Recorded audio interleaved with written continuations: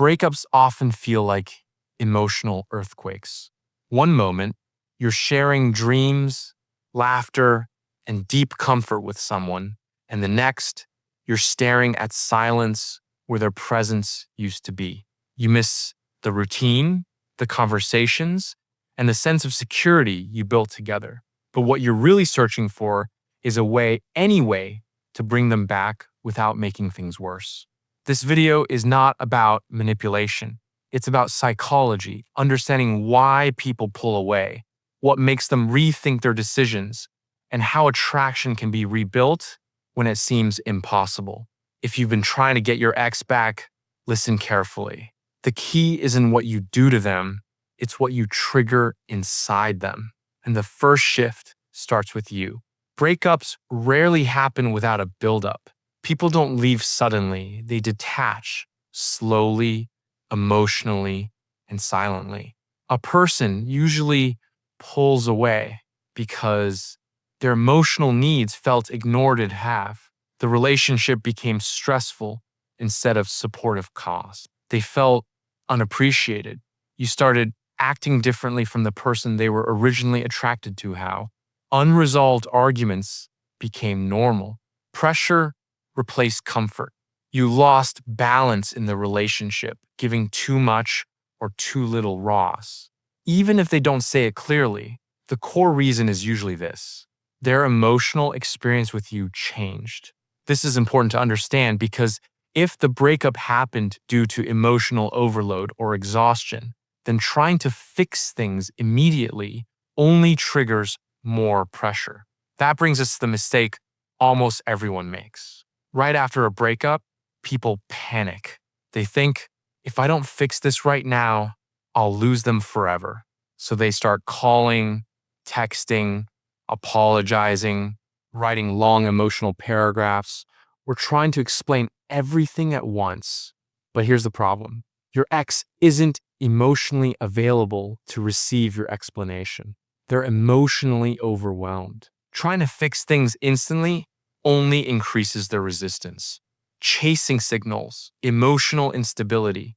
Begging communicates fear.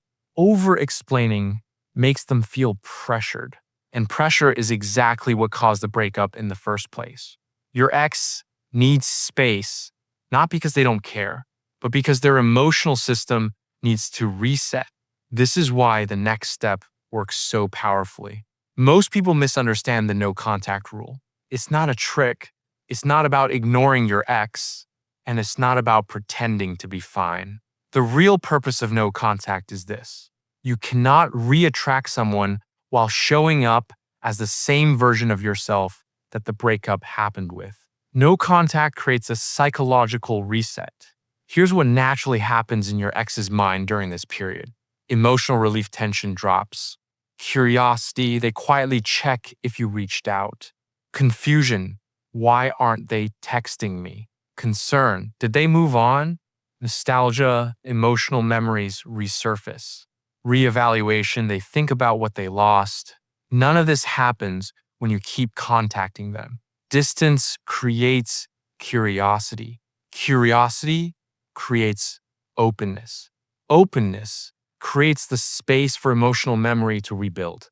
This reset is crucial because it prepares your ex to see you without emotional heaviness. But for this to work, you must focus on the next step. People fall in love based on your identity. People fall out of love based on your changes during the relationship. Over time, many people lose themselves in love. They become overly available. They stop working on their goals. They get emotionally dependent. They lose their playful energy. They become reactive instead of calm. Your ex didn't fall for this version of you. They fell for the confident, balanced, emotionally stable, grounded you. So now, during no contact, your job is not to wait. Your job is to rebuild that version of yourself. Ask yourself, what habits did you stop? What confidence did you lose? What behaviors pushed them away? What lifestyle made you attractive before?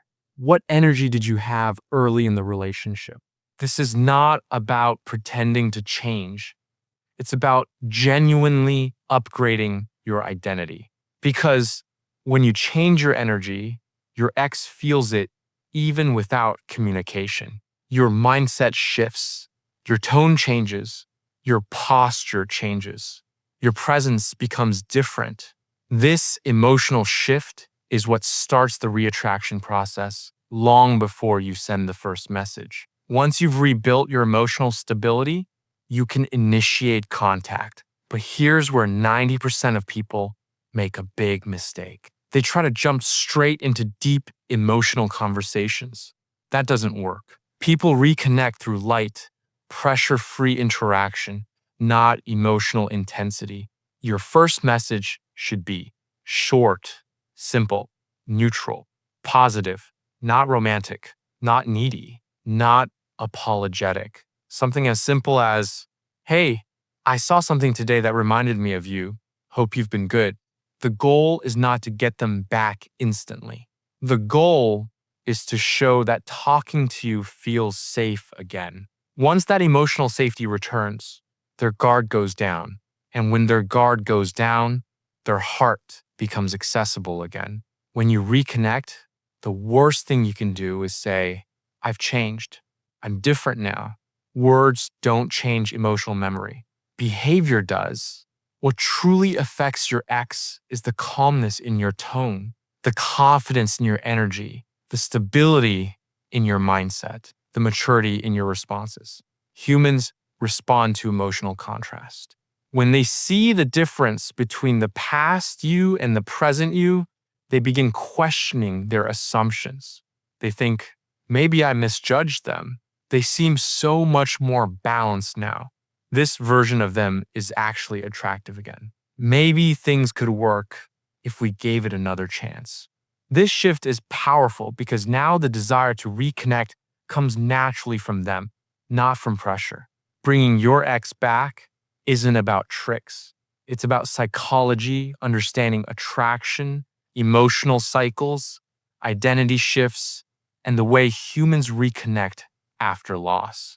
If you stop chasing, create distance, rebuild your identity, reconnect gently, show emotional maturity, rebuild attraction slowly. You give the relationship its best chance to naturally return. And if they don't come back, you still become the strongest, most confident version of yourself. Either way, you win.